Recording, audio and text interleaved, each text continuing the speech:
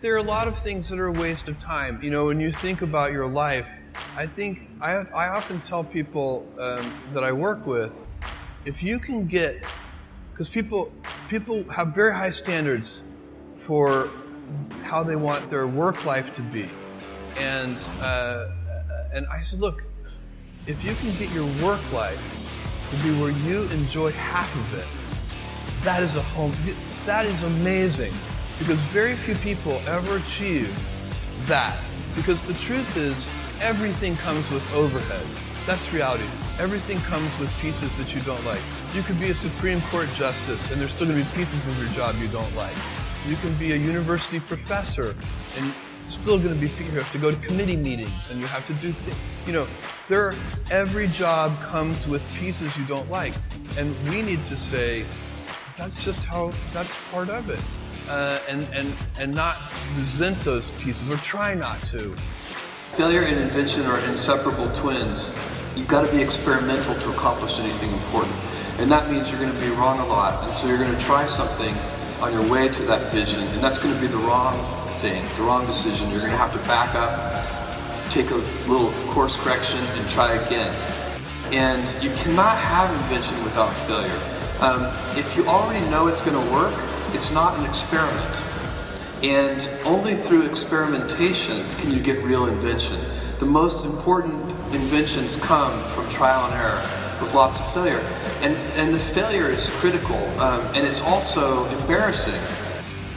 And you have to constantly push yourself to say, no, I don't care about failure. We have to make bigger and bigger failures, because otherwise none of our failures will be needle movers. Order that would come into Amazon, and it was always a family member placing the order. And the first order that we got from a stranger, I remember, you know, there were probably half a dozen or 10 of us in the company at that time. We're all gathered around after the bell rang and looking at the order, and we're like, is that your mom? That's not my mom. And thus it began. I can guarantee you everything I know, it's a very short list. Invent. It's really important to invent.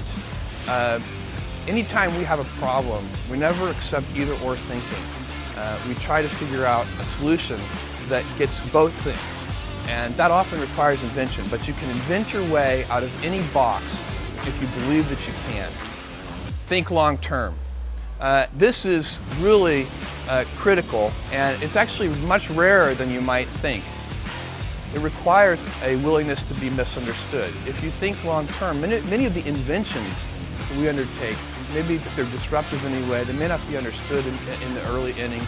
And it's always been very important for us to think long term so that we can tolerate being misunderstood.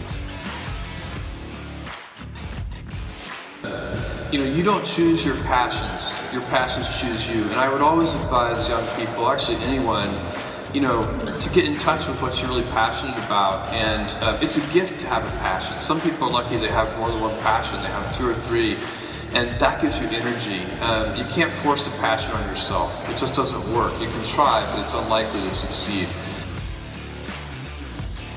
Changing your mind a lot is so important. You should never let anybody trap you with anything you've said in the past, because that is just a, you know,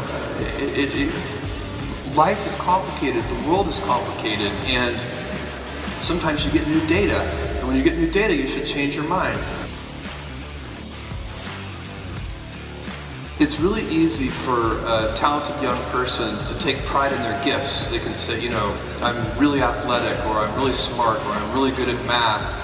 And that's fine. You should celebrate your gifts. You should be happy, but you can't be proud of them, because they're gifts after all. They were given to you.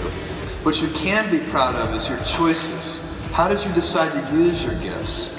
Did you study hard? Did you work hard? Did you practice? The people who really excel combine gifts and hard work. And the hard work part is a choice. You get to decide that. And that is something, when you're looking back on your life, you'll be very proud of.